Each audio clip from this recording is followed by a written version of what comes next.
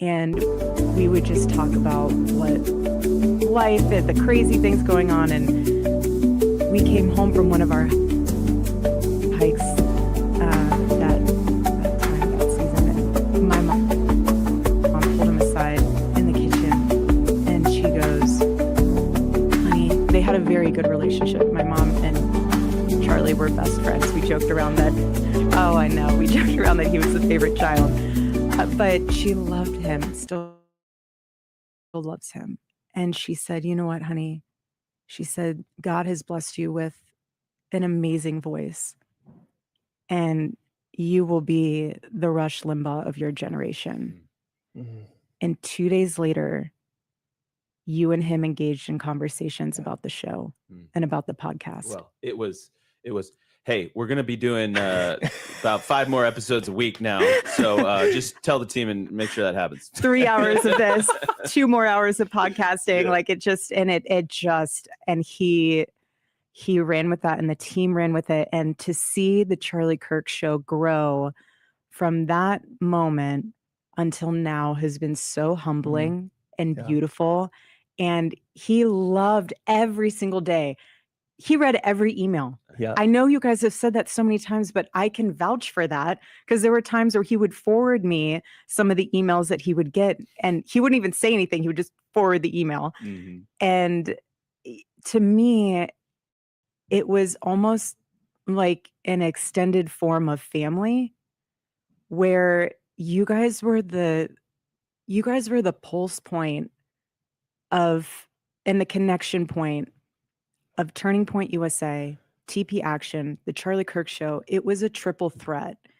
And the audience was the master and main component of that. Because Charlie and the Charlie Kirk Show is not just a show. Yeah. It has a movement attached to it. It has the youth movement attached to it.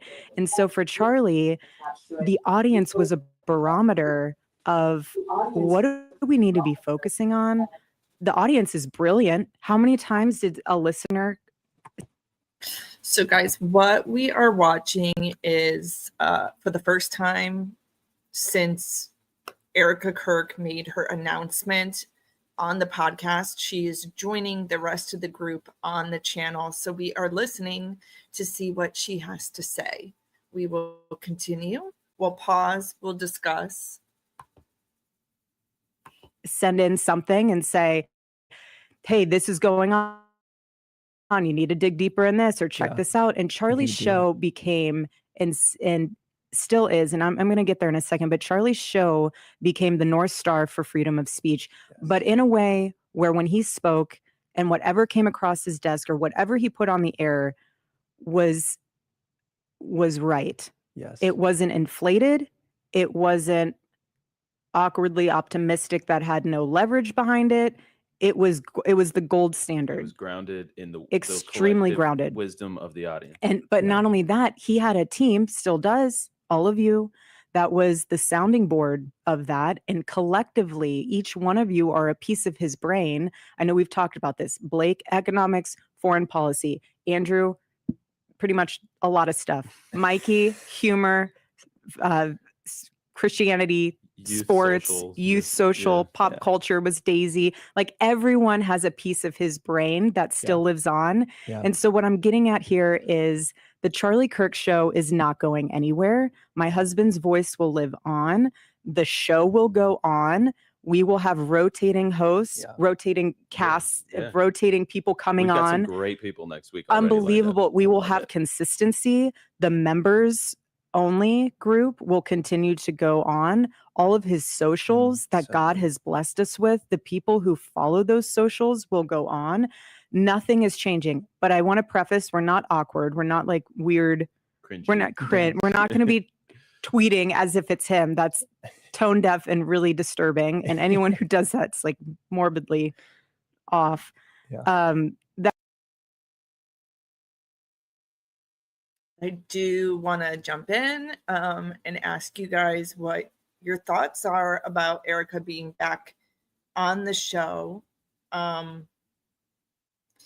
do worry, is she getting the time to grieve?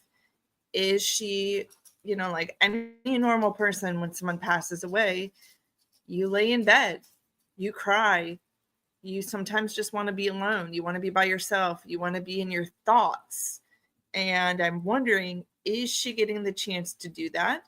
It almost, to me, feels like maybe she's still in a little shock, denial that he's gone. Maybe she thinks in her head he's still on a business trip or a work trip. I want to get your thoughts.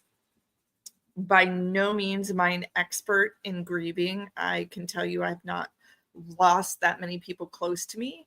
So I just feel like if I were in her situation, I would be a hot mess. I wouldn't be able to form a sentence. But this woman is very trained in public speaking. She was on the pageant circuit. So let's continue and see what she has to say.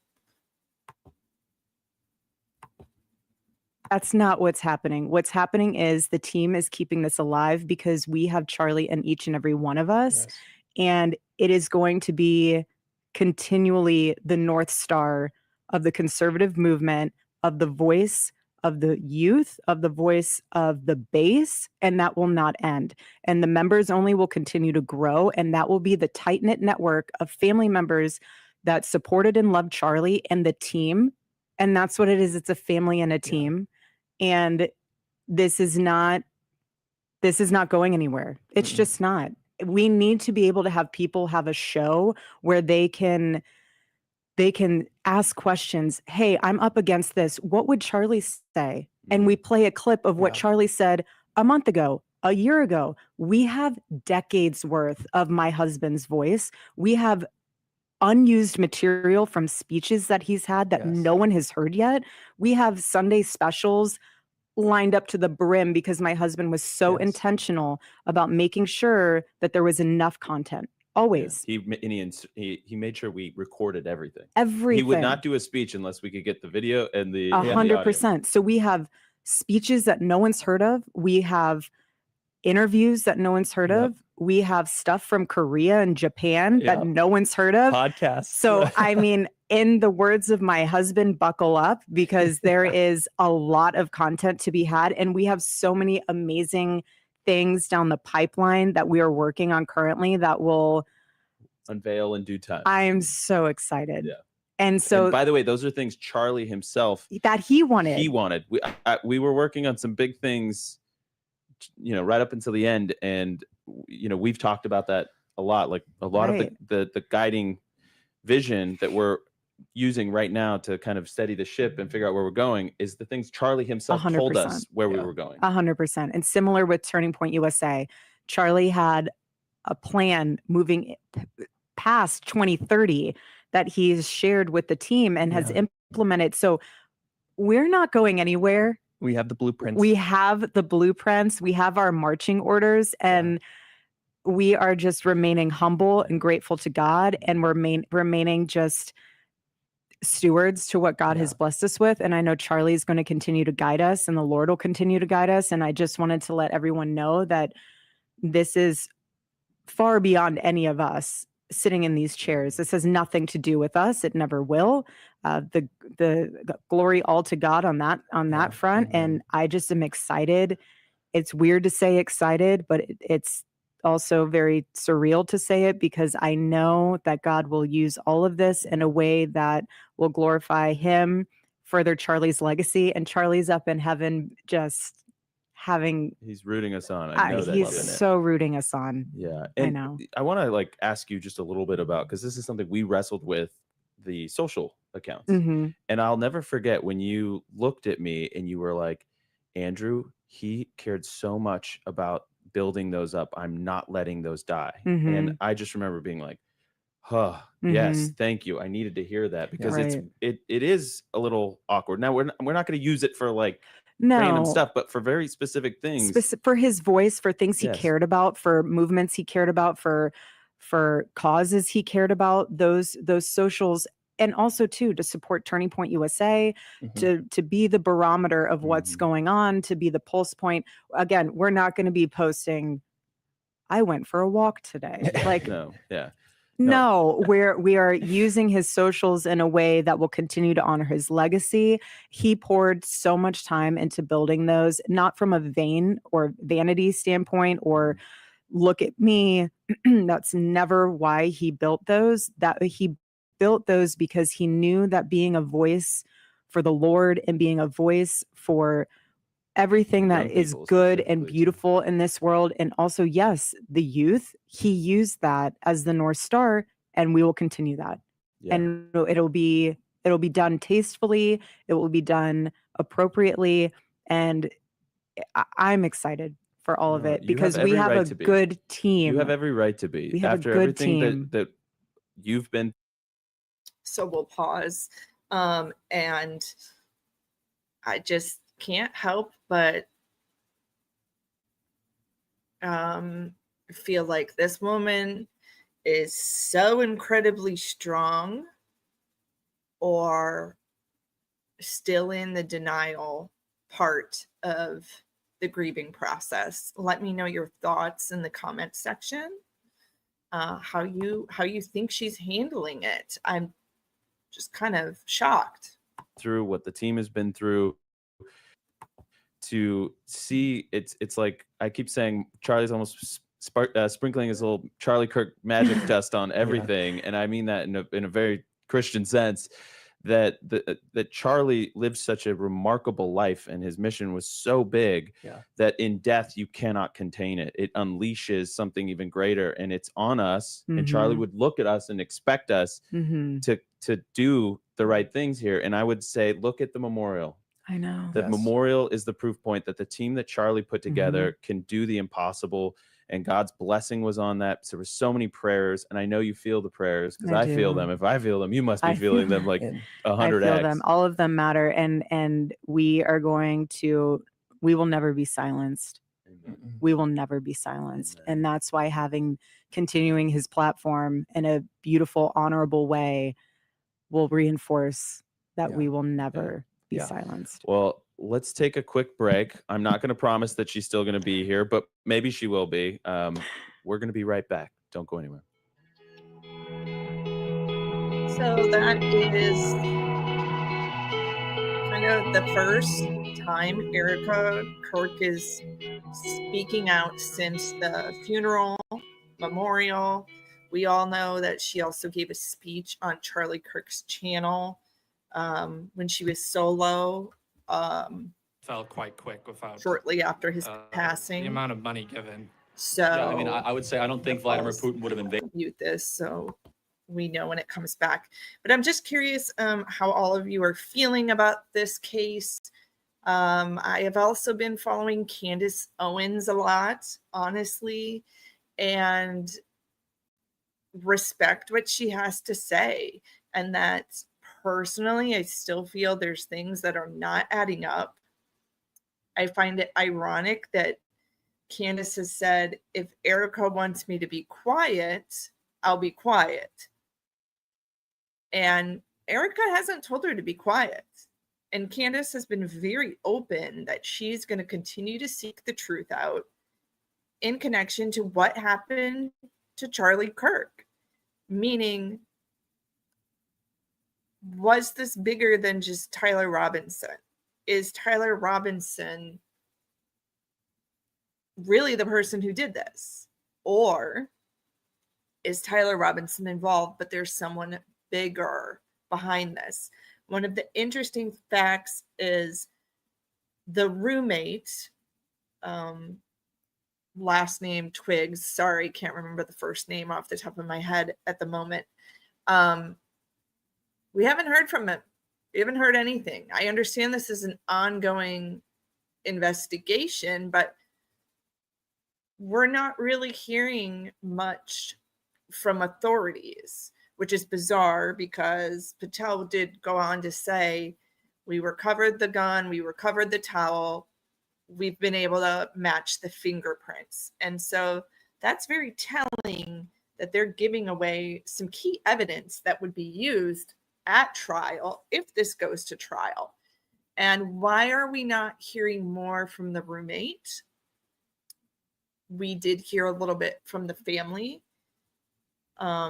But yeah, we're about to continue on here, and it looks like Erika is still on the podcast, so we will listen a little bit more, but to respect copyright policies, we are going to kind of pause it, talk, and I welcome you to add your own comments. I will pull them up. I want to know your thoughts on the situation. Do you think that this is a slam dunk closed case? Let me know your thoughts.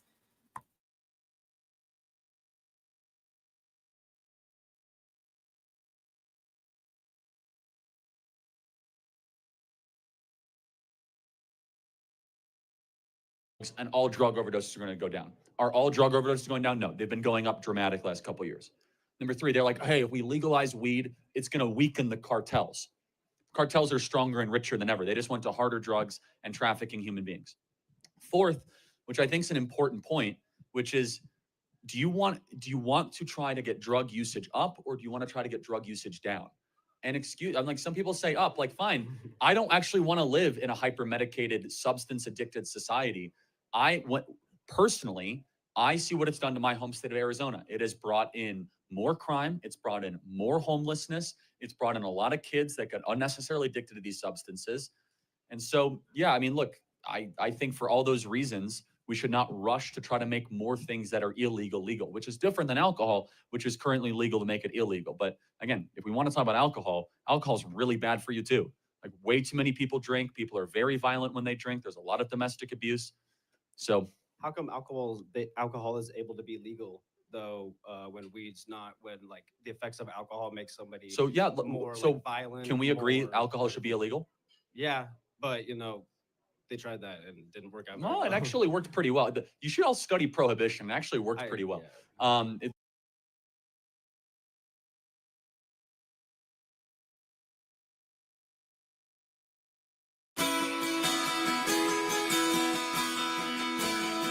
All right, welcome back to the Charlie Kirk Show. We're joined by the one, the only, Erika Kirk. Thank you and she, of course, stuck around. She's like, I'm not going anywhere. What are you talking about? I was like, I just didn't want to, listen, No, whatever you want. So we have gotten so many questions about these little toys, the puppets, and what they are. Figurines. We, of course, know what they are, but why don't you tell the audience what they are? Every day when Charlie would go into the office, he would see our daughter and she would just be playing, and she would look at him. She watched the show every day. She couldn't email, but this was her version of emailing. Every day she'd watch the show. And she did it because Daddy would take the item that she gave to him and have it on the show with him. And sometimes he would say, like, this is the item that my daughter gave me. Sometimes he wouldn't, just to see if she was really watching.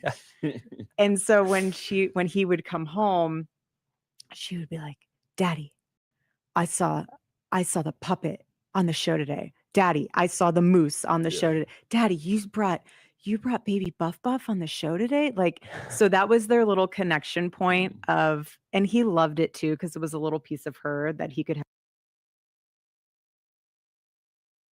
I'm going to pause this for a moment and then we'll continue. Rachel, I do want to take your comment and say, I feel the same way.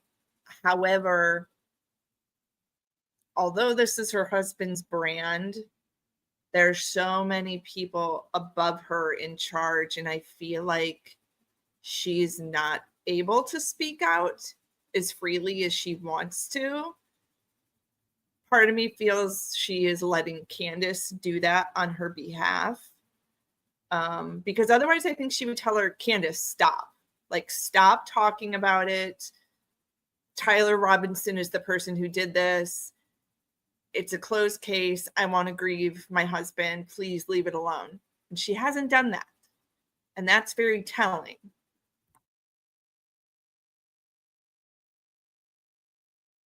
With her on the show, but those little moments of and I loved it connection. too, because Charlie was known for so many things, and I think people just love seeing that side of him. It humanizes him. Yeah.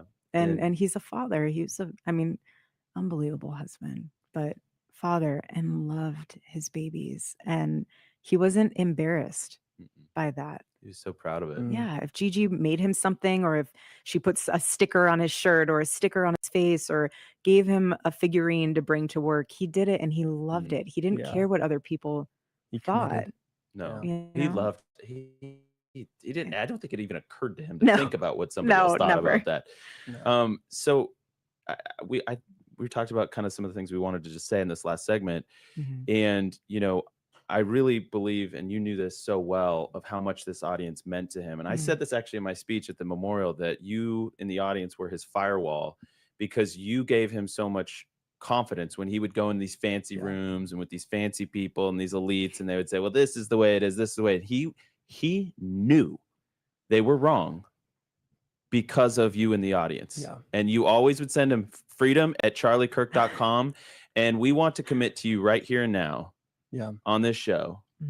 And you're going to be a part of this. 100%. That we are going to read all of the emails, just as we have always done, that you All of send to them. freedom@charliekirk.com. It might be ruled by committee. It might be sort of, I get to some of them, Mikey gets to some of them, Erika gets But to they some. will be But read. they will be read. We'll get to it. We will All get of to them. it.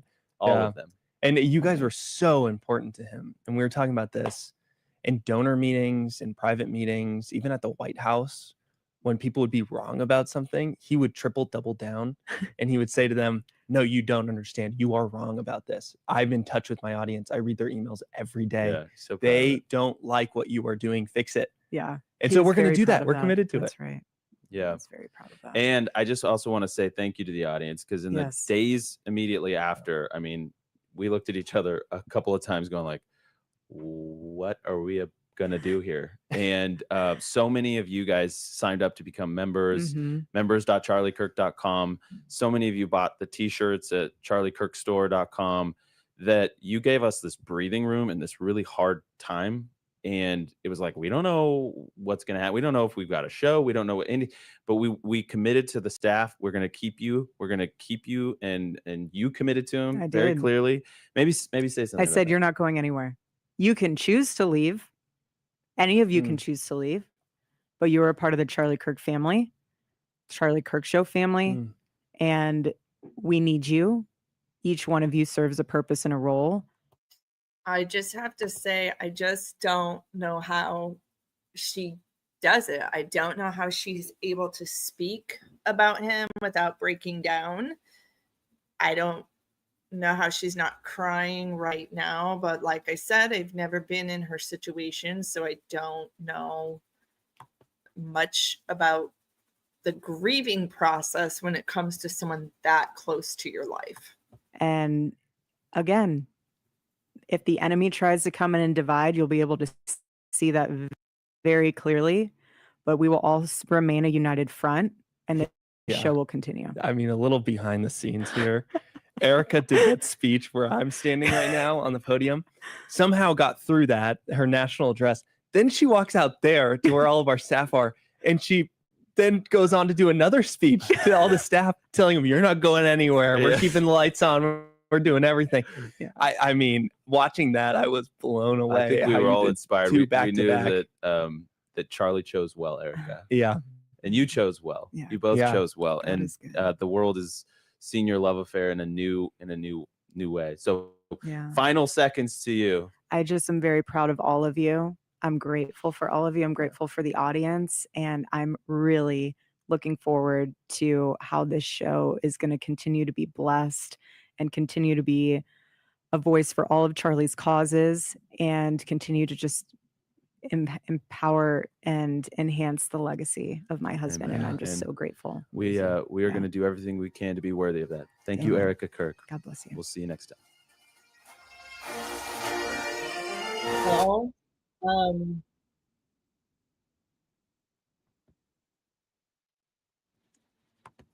interesting show.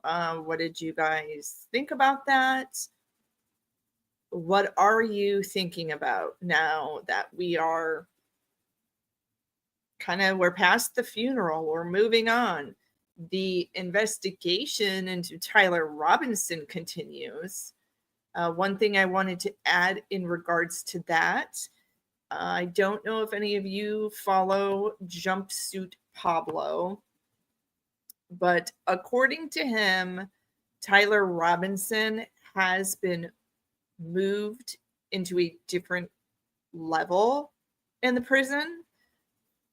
He originally was under, I don't know if I can use the word on YouTube, unaliving watch, and was in that turtle suit, as you saw. It's kind of a unaliving outfit that you wear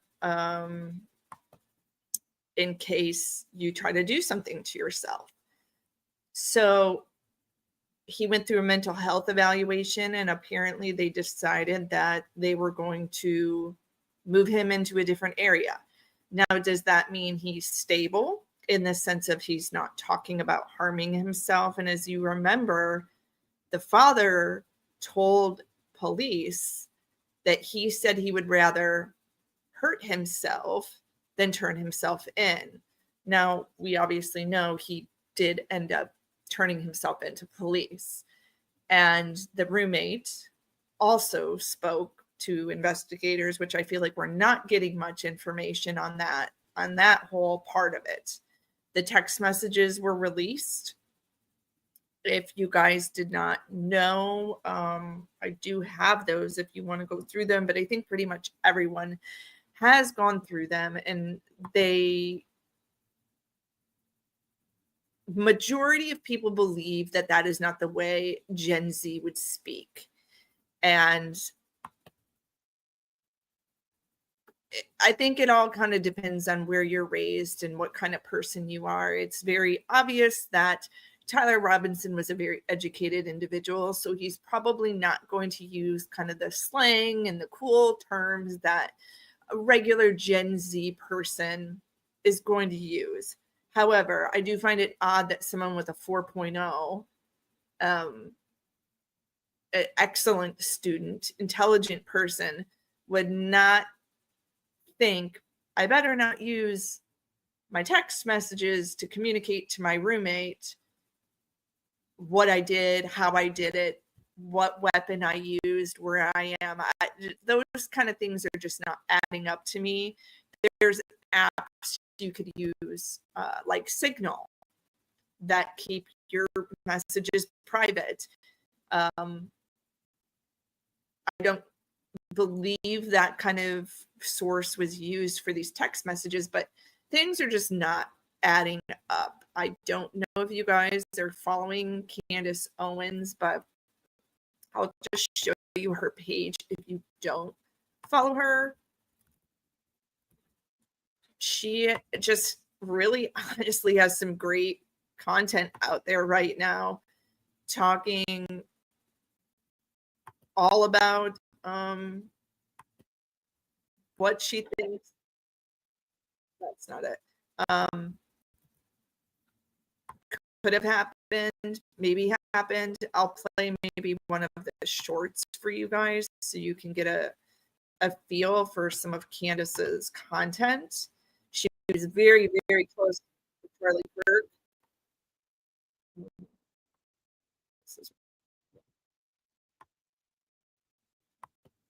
These are probably Candace's shorts, I guess. Let's see if I can get to them. There we go, shorts.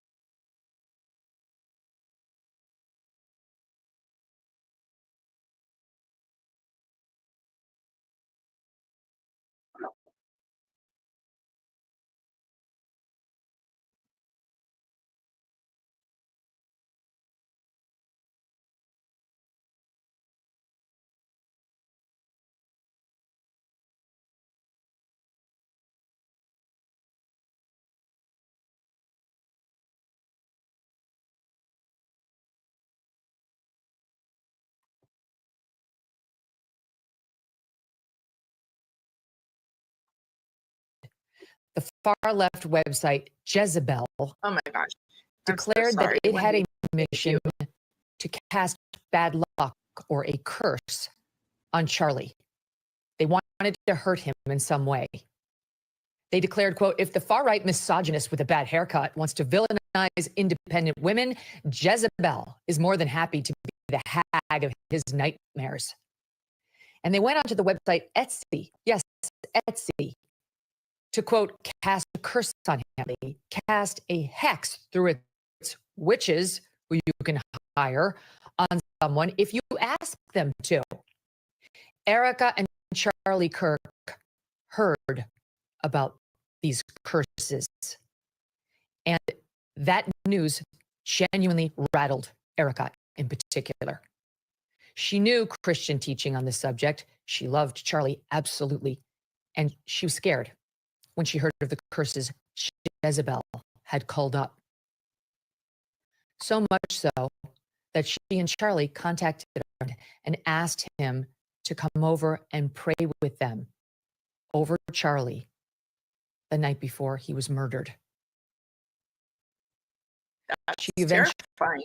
And then people are taking things out of context because there was like in the article, the hit piece that came out, it talks about how Charlie raised up his phone and had written on Twitter, and he said something like, BB needs to resign or something like that. And he goes, what would happen if I do this?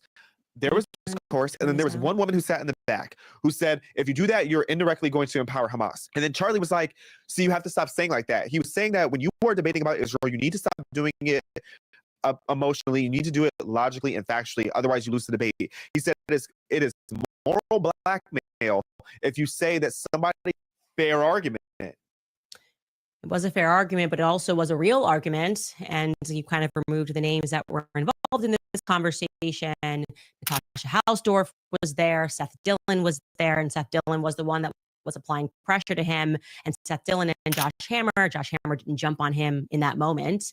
We're not happy.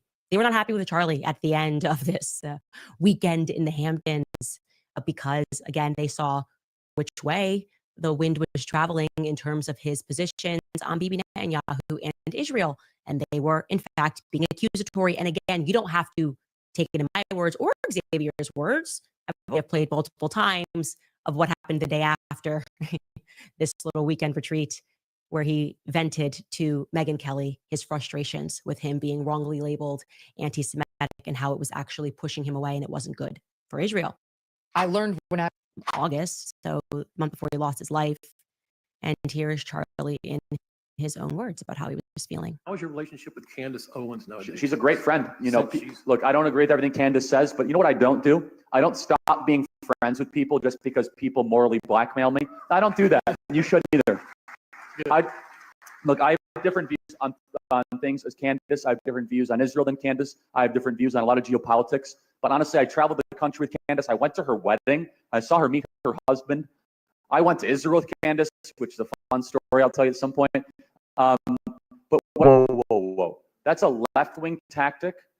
Don't do that. I'm not saying you do that, but other people do that. We should never resort to that. In fact, if you believe what I believe, shouldn't you want me to be friends with people that don't agree with us? Shouldn't you want me to also be a tool of influence? And so I think the world of Candace. She's a great mother. She certainly has very, very fun opinions at times. And she's a great talent.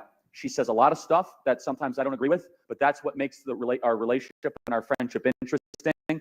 My advice to all of you, you might not like somebody, but never tell somebody like me to stop being friends with somebody on an interpersonal level just because of disagreement. It's bad. It's what the left does, and we should rise above it as conservatives. Thank you so much. What I shared was a bigger deal than I had imagined by saying that I didn't see any blood. And that is a fact. I did not see any blood. In fact, the only blood that I did see at all, I'm talking about blood on the back, was on Charlie's hand, on Charlie's left hand. But what I didn't expect thereafter was for the Turning Point USA spokesperson, Andrew Colvett, to issue this statement as people were asking questions like, hey, how is that possible? How is there nothing in the back?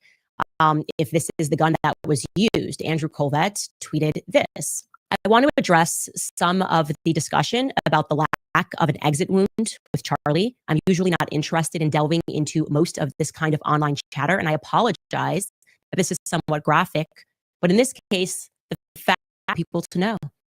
I just spoke with the surgeon who worked on Charlie in the hospital. He said the bullet, quote, absolutely should have gone through, which is very, very normal for a high-powered, high-velocity round. I've seen wounds from this caliber many times, and they always just go through everything. This would have taken a moose or two down, an elk, etc. End quote. And now this is Andrew. But it didn't go through. Charlie's body stopped it. I mentioned to his doctor that there were dozens of staff, students, and special guests standing directly behind Charlie on the other side of the tent, and he replied, it was an absolute miracle that someone else didn't get killed. His bone, referring to Charlie, was so healthy, and the density was so impressive that he's like the Man of Steel. It should have just gone through and through. It likely would have killed those standing behind him too. In the end, the coroner did find the bullet just beneath the skin. Even in death, Charlie managed to save the lives of those around him. Remarkable and miraculous. So I will say, you guys, if you have not, it would be a good idea to check out Candace Owens' videos. She makes a lot of good points. Do I agree with everything she says politically? No. But you can see the passion in this woman's eyes. She really loved her friend, Charlie Kirk. Erika has not told her, please stop doing these videos, stop talking about it. So, personally, I'm going to continue to watch. Stick with me. Let me know your thoughts. Please do me a favor, guys. I'm just getting back into going live, posting videos again. Kind of took a break this summer to do other projects, film work, actually. So give me a thumbs up. If you're new, subscribe. Just kind of engage with my posts. I would really appreciate that. Just hitting that thumbs up button so it sends it out into the algorithm. Thank you guys so much, and I hope you have a wonderful rest of your Friday.